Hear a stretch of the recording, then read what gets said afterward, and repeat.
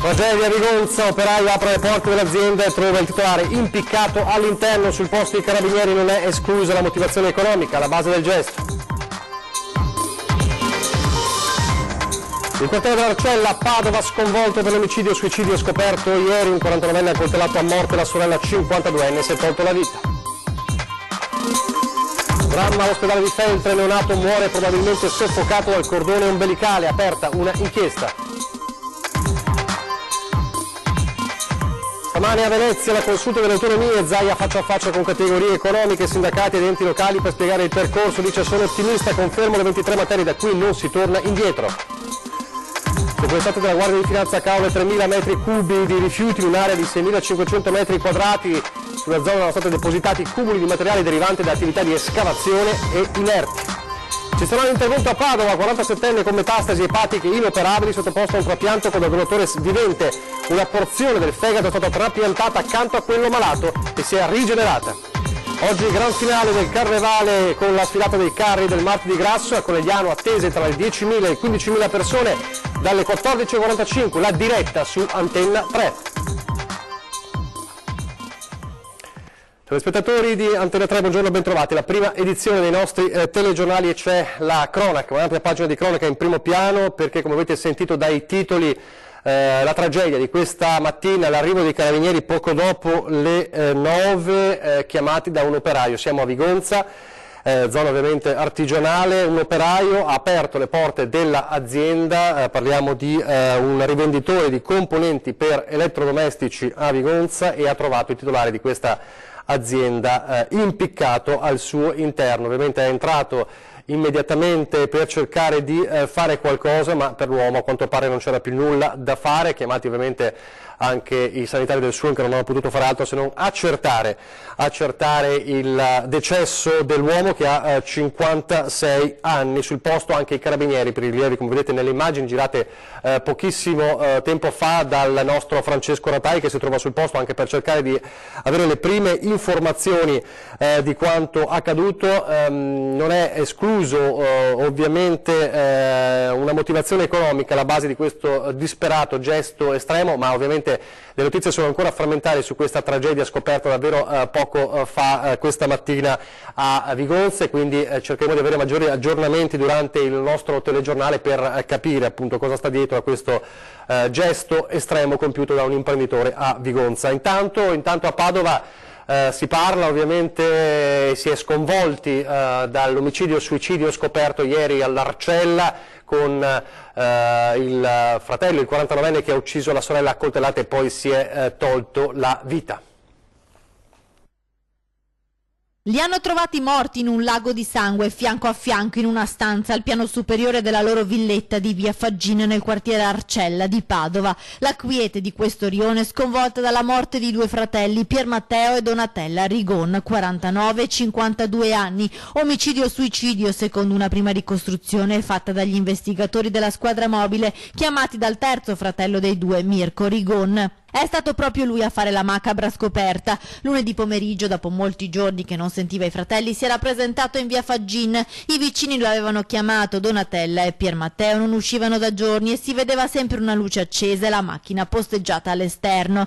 È entrato nella villetta, l'orrore, sangue ovunque e i due corpi. Una scena agghiacciante, ha ripetuto Mirko agli investigatori, che hanno ritrovato un coltello, con ogni probabilità l'arma usata per uccidere. Il corpo di Donatella, da un primo esame, presenta un taglio netto alla gola, è morta in poco tempo, dissanguata. Pier, come lo conoscevano in quartiere, invece aveva diverse coltellate alle braccia e al petto. Una scena difficile da ricomporre, ma con ogni probabilità Pier Matteo ha ucciso la sorella a seguito di una lunga colluttazione e dopo si è inferto numerosi fendenti per cercare la morte, sopraggiunta lenta molte ore dopo quella di Donatella.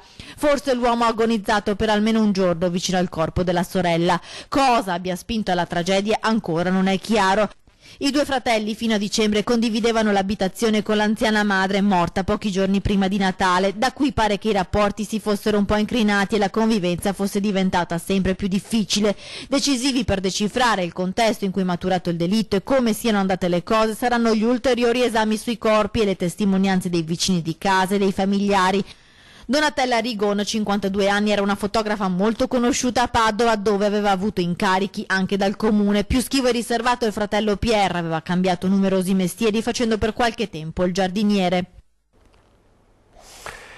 Adesso lasciamo per un attimo la cronaca per andare a Venezia al nostro Filippo Fois, che sta seguendo la consulta delle autonomie convocata proprio questa mattina dal governatore del Veneto Luca Zaia per spiegare alle categorie economiche, ai sindacati, agli enti locali il percorso dell'autonomia. Allora Filippo, siamo in collegamento con te se non sbaglio, com'è andata, cosa ha detto Zaia? Zaia ha detto sostanzialmente che indietro non si torna, il Veneto conferma le 23 materie per le quali ha chiesto l'autonomia e giovedì ci sarà un incontro ulteriore con il ministro Stefani insieme ai presidenti della Lombardia e dell'Emilia Romagna. Oramai siamo ai momenti decisivi, ha detto Zaia, ci stiamo giocando tutto, ma l'autonomia è la madre di tutte le battaglie. Come detto, il Veneto conferma tutte e 23 le materie nelle quali ha chiesto l'economia, dall'istruzione alla sanità, alla finanza pubblica, alle strade, le autostrade, il commercio con l'estero. Sono stati spiegati nel dettaglio tutte le modifiche che sono state chieste sul progetto che adesso è sul tavolo del Consiglio dei Ministri e che passerà anche al Parlamento, un passaggio sul quale si è discusso molto perché in questo momento poi la parola passa alla politica, ma Zaia ha già detto comunque che dal punto di vista tecnico il testo è pronto, può avere qualche limatura ma sostanzialmente ci siamo, è un testo perfettamente in linea con la Costituzione, anzi è proprio una realizzazione di quello che era previsto dal dettato costituzionale. Non solo, la richiesta del Veneto partita con il referendum ha innestato un processo virtuoso in Italia, ha detto Zaia, perché delle 15 regioni a statuto ordinario quasi tutte tranne la Basilicata, la Puglia e la Calabria adesso hanno avanzato delle richieste per avere l'autonomia, per cui diciamo che c'è molto ottimismo, anche se si sa che il processo comunque rimane con qualche difficoltà. Per ora da Venezia è tutto, direttamente sulla linea. Grazie a Filippo Fois. Dunque giovedì un nuovo incontro allora con il ministro Stefani e con il governatore della Lombardia Attilio Fontana. Autonomia, terreno di scontro ieri sera tra i vari temi di scontro tra PD e Lega, tra il deputato del Partito Democratico Alessandro Zanna e il consigliere regionale della Lega Alberto Villanova. Sentiamo un estratto. Questa cosa non possiamo prendere in giro gli italiani, se c'è qualcuno che non ha voglia di prendere in giro i veneti sull'autonomia siamo noi. Beh, insomma, mica vero, perché Draghi dice una cosa, il ministro Stefani dice un'altra, Giorgetti ne dice un'altra ancora, è il PD che a livello regionale ha le idee molto chiare sull'autonomia, molto più della Lega. A me pare che invece tra Lega e 5 Stelle, proprio perché ci sono due idee diverse, si stia un po' giocando alla rincorsa dell'uno contro l'altro. Secondo me penalizzando il governatore De Luca di che partito è? Vabbè, ma De Luca è il presidente della regione Campania. Quello che dice Di, perché alla fine la votate voi, la votate no? Allora, intanto bisogna capire che cosa dobbiamo votare, perché ancora non si sa. Cioè voglio dire, la legge di... danno per scontato che arrivi una proposta che rientra all'interno della Costituzione, anche perché se no non arriva alle Camere, giusto? Allora vi arriva la proposta da 23 materie che arrivano al Veneto, la votate spero? Allora, intanto bisogna capire che cosa arriverà. Il dibattito è sempre aperto e continuerà evidentemente anche nelle prossime settimane. Torniamo alla cronaca, la cronaca ci porta a Feltre, il dramma all'ospedale di Feltre. Il giorno più felice che si è trasformato in quello più tragico per una coppia di Feltre è quel bimbo tanto atteso e desiderato per 9 mesi, morto in sala parto probabilmente per un'asfissia causata dal cordone ombelicale attorcigliato al collo del piccolo. Il dramma domenica scorsa all'ospedale di Feltre al termine di una gravidanza che non avrebbe presentato particolari problemi. In sala parto la situazione è precipitata e per il bimbo non c'è stato nulla da fare. Distrutti dal dolore i genitori vogliono chiarezza sull'accaduto, soprattutto per accertare se sia stato fatto tutto il possibile per salvare il bimbo o se sia ravvisabile qualche responsabilità da parte del personale sanitario.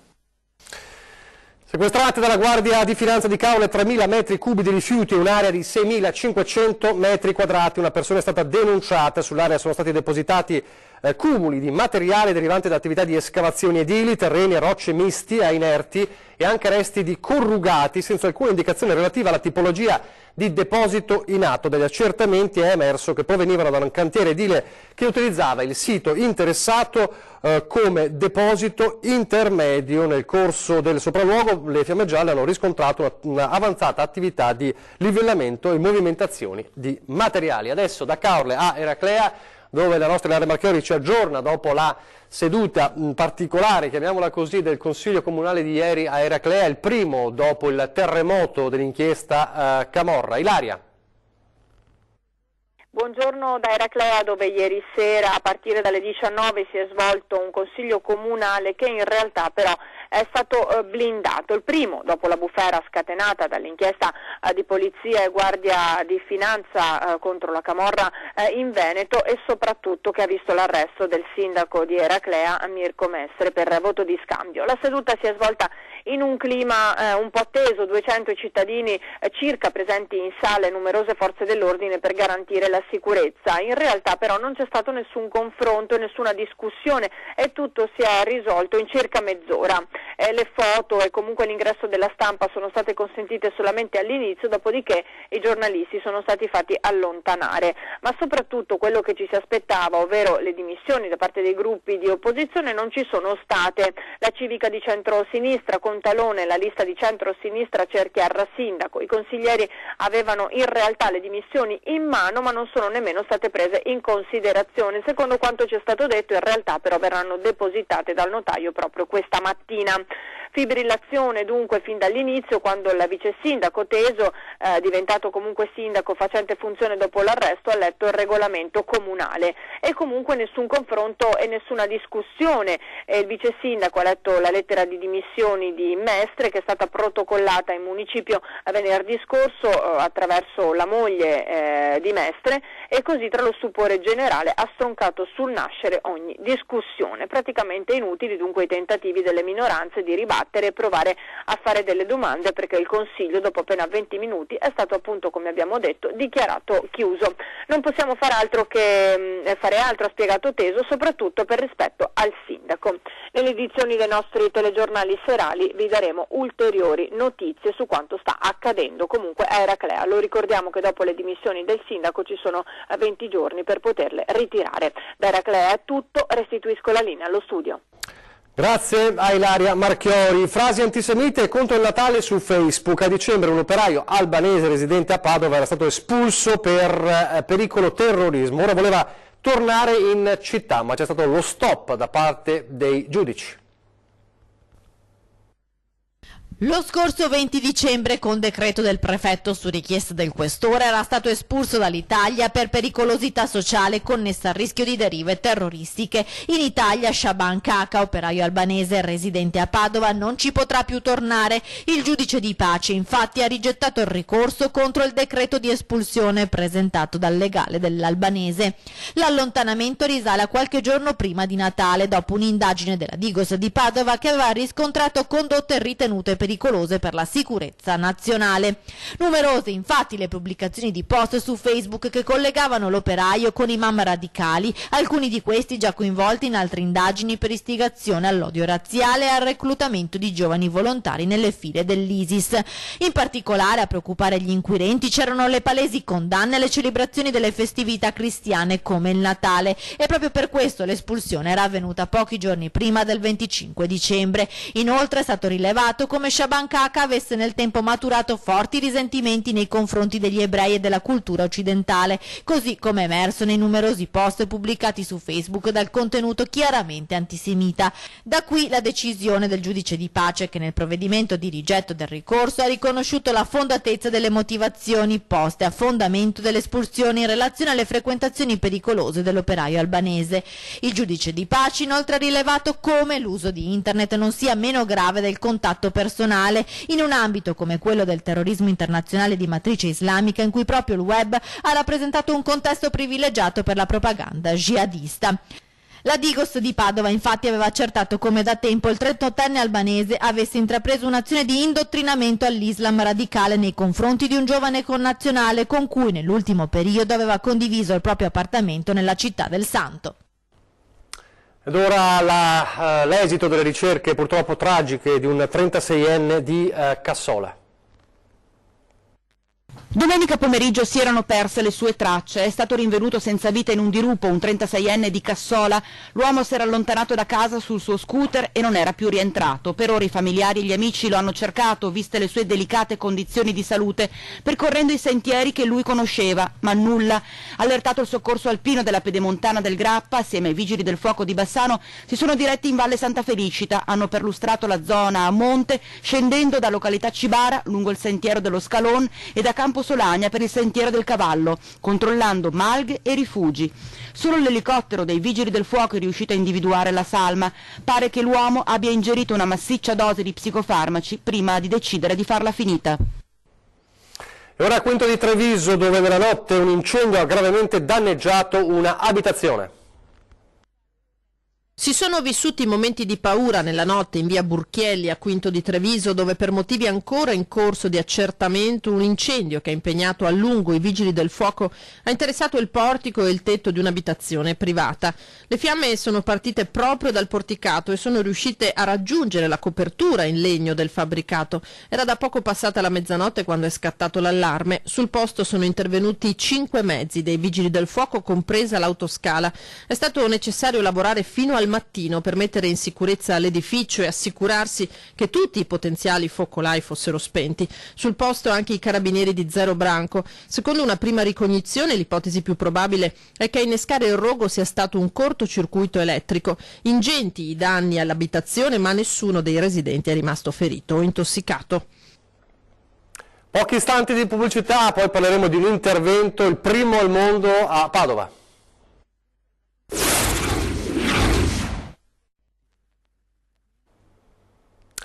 Eccoci in studio in diretta alla prima edizione del nostro telegiornale L'eccellenza della sanità in Veneto. Un nuovo eccezionale intervento, il primo al mondo di questo genere, è stato eseguito dalle strutture dell'azienda ospedaliera di Padova. Un paziente di 47 anni affetto da metastasi epatiche inoperabili derivate dal tumore al colon è stato infatti sottoposto a un trapianto da donatore vivente. Una porzione di fegato è stata trapiantata accanto al fegato malato e si è rigenerata in soli 17 giorni. Quindi il fegato malato è stato rimosso in videolaparoscopia. A optare per l'innovativo intervento sono stati i professionisti della chirurgia epatobiliare e dei trapianti epatici dell'azienda ospedaliera dell'Università di Padova. Il paziente in questi giorni è ritornato a casa e ha ripreso la sua attività ordinaria. Ne parleremo questa sera approfonditamente, sentendo anche la voce di chi ha operato in questo davvero eccezionale intervento nel nostro telegiornale del Veneto. Adesso la corsa solidale per aiutare il piccolo Joe a trovare i soldi per operarsi in Florida e negli Stati Uniti. È stato necessario aprire un nuovo conto corrente che sostituirà quello vecchio per le vostre donazioni.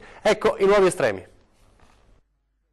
Beh, una mobilitazione simile per aiutare il suo piccolo Joe, proprio Erika Molinarolo non se l'aspettava. Da quando un paio di settimane fa ha lanciato dal nostro microfono quell'appello accorato per raccogliere la cifra necessaria per operare il suo bimbo affetto da una grave malformazione alla gamba, la solidarietà di voi telespettatori è stata enorme, tanto che sentite cosa è successo. Abbiamo avuto un piccolo intoppo, in senso anche positivo, perché non possiamo più ricevere donazioni sulla Poste Pay di cui avevate l'IBAN. Abbiamo già segnalato a voi infatti che è stato cambiato, perché abbiamo superato il plafond della carta.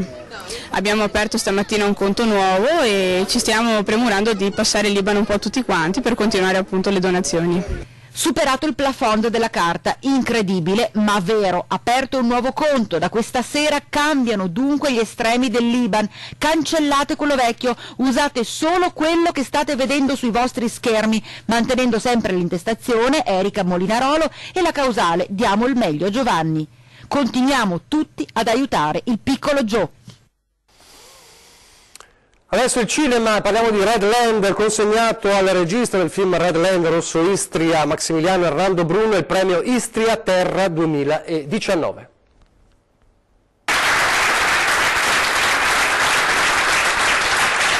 Premiato per aver dato voce alla storia di un popolo, di una terra, per aver raccontato un pezzo di storia talvolta messa da parte. Il premio Istria Terra 2019 è stato consegnato al regista del film Red Land Rosso d'Istria, Maximiliano Hernando Bruno. Il titolo è stato istituito nel 2008 e attribuisce il riconoscimento a un contributo alla conoscenza e alla diffusione dei temi culturali e storici legati alle vicende dell'immediato dopoguerra nella terra istriana. Per me è un onore essere qui e ricevere questo premio, senz'altro sono molto orgoglioso e soddisfatto di quello che abbiamo fatto, sia io come regista ma anche la produzione, anche tutti gli attori che hanno lavorato a questo progetto, perché abbiamo creato un qualcosa che era necessario dopo quasi 70 anni da questi eventi drammatici. C'era il bisogno finalmente di raccontare un film, no? Su queste vicende drammatiche sia su Norma Cossetto ma anche delle foibe. Un film che ha portato con sé anche le polemiche di chi vuole raccontare la storia in maniera differente, ciò nonostante la politica del Friuli Venezia Giulia, così come quella del Veneto, regione dove è nato il film, ha portato avanti a spada tratta la diffusione della pellicola dal grande al piccolo schermo, coinvolgendo le scuole. Diciamo che questo è un film nato in Veneto, la produzione è veneta, quindi è un onore per me essere oggi qui alla premiazione del regista, perché ha portato avanti un film che squarcia quello che è stato un velo di omertà su una pagina triste della storia veneta, italiana, e che finalmente è arrivato sugli schermi della RAI, è arrivato in prima serata, 1 milione di persone l'hanno visto, e quindi il tema delle foibe, dell'esodo giuliani dalmati istriani finalmente è arrivato sulla ribalta nazionale, e oggi siamo qui a dedicare un giusto momento di riconoscimento proprio al regista e al produttore che ha portato avanti questa impresa coraggiosa.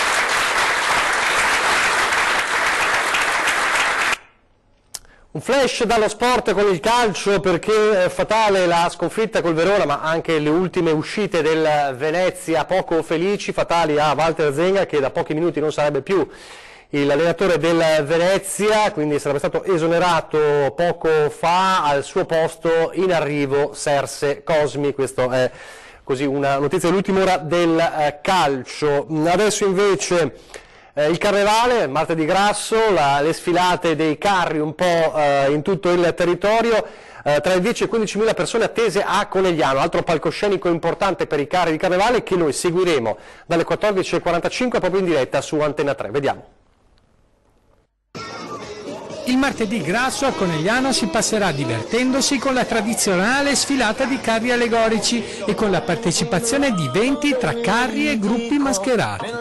L'evento, completamente gratuito, sarà visibile anche da casa grazie alla diretta di Antenna 3. Per la festa sono attese dalle 10.000 alle 15.000 persone. Tutto è pronto, come conferma il sindaco di Conegliano Fabio Chies. Tutto pronto? Ma assolutamente sì, il carnevale è uno degli eventi che riportano i grandi bambini, che fanno felici i bimbi. Un appuntamento fisso che vede arrivare in città dalle 10 alle 15.000 persone, per cui veramente un afflusso meraviglioso. Una festa con un occhio di riguardo anche quest'anno sul fronte della sicurezza. Abbiamo messo in campo parecchi uomini per quanto riguarda la sicurezza, 70 uomini per l'esattezza, 18 per quanto riguarda la polizia locale e 52 gli operatori di protezione civile e associazioni di volontariato. La partenza della sfilata, quindi l'inizio della festa carnevalesca in piazza, è per le ore 14:30 e coinvolgerà via 9 febbraio, Corso Mazzini, Corso Vittorio Emanuele, via Cavour e via Garibaldi,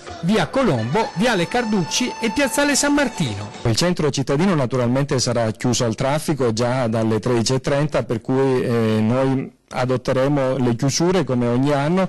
I parcheggi consigliati sono quelli che si utilizzano normalmente come parcheggi scambiatori, come per esempio giù in via Pittoni e via Del Ruio, che sono quelli più prossimi al centro cittadino. Attenzione però, chi vuole partecipare all'evento deve rispettare alcune regole. Petardi e bombolette spray sono severamente proibiti. Sì, la sanzione naturalmente è amministrativa e va da un minimo di 25 euro a un massimo di 500, naturalmente poi c'è la sanzione accessoria del sequestro dei petardi o delle bombolette spray. Occhio allora, cerchiamo di divertirci e di non creare elementi di disturbo. Allora, 14:45 la diretta, ma per essere più precisi vi do diciamo un po' la programmazione in ordine cronologico. Ore 13, fra pochissimo parleremo di agricoltura, nuove frontiere del settore primario con Lorenzo Brugnera, l'allevatore Lorenzo Brugnera, il presidente di Coldiretti Treviso Giorgio Polegato e con Cristian Morandin, presidente Agrimercato Campagna Amica Treviso, ore 13. Alle 14.45 inizia la diretta per seguire tutti insieme la festa del martedì grasso, la sfilata di carri di carnevale a Conegliano, quindi chi magari non può andare a vederli li può vedere direttamente, comodamente sul divano di casa e guardare la festa di Conegliano. Poi questa sera 20:10 avremo con noi il Michele Cortelazzo, linguista, docente dell'Università di Padova, e poi per gli sportivi, gli appassionati di basket, chi vorrà rivedere la vittoria strepitosa del Treviso Basket che ha vinto la Coppa Italia D2 contro la bestia nera Fortitudo potrà vedere la partita, è il primo trofeo dopo 6 anni dalla rinascita del basket a Treviso, potrà rivedere questa partita alle 20:45 su Tele Nord-Est, che è l'emittente storica, altra emittente del gruppo Media Nord-Est. Questo per gli appassionati di basket questa sera alle 20:45. È davvero tutto, vi lascio alle previsioni del tempo. Grazie per averci seguito e arrivederci.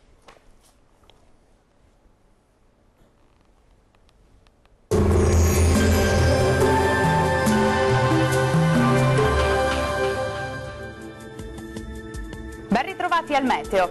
La giornata di martedì 5 marzo sarà ancora all'insegna del tempo stabile grazie alla costante presenza dell'alta pressione. Vediamo la situazione nel dettaglio.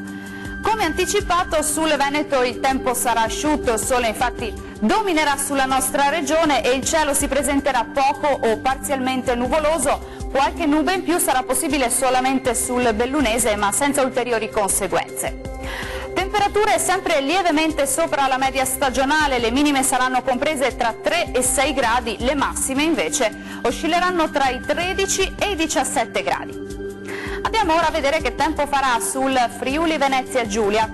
Poche novità perché anche in questo caso sarà una splendida giornata di sole, il cielo sarà al massimo poco nuvoloso, salvo per qualche foschia mattutina sul Pordenonese, ma in rapido dissolvimento. Temperature minime tra 5 e 7 gradi, le massime invece oscilleranno tra i 13 e i 15 gradi.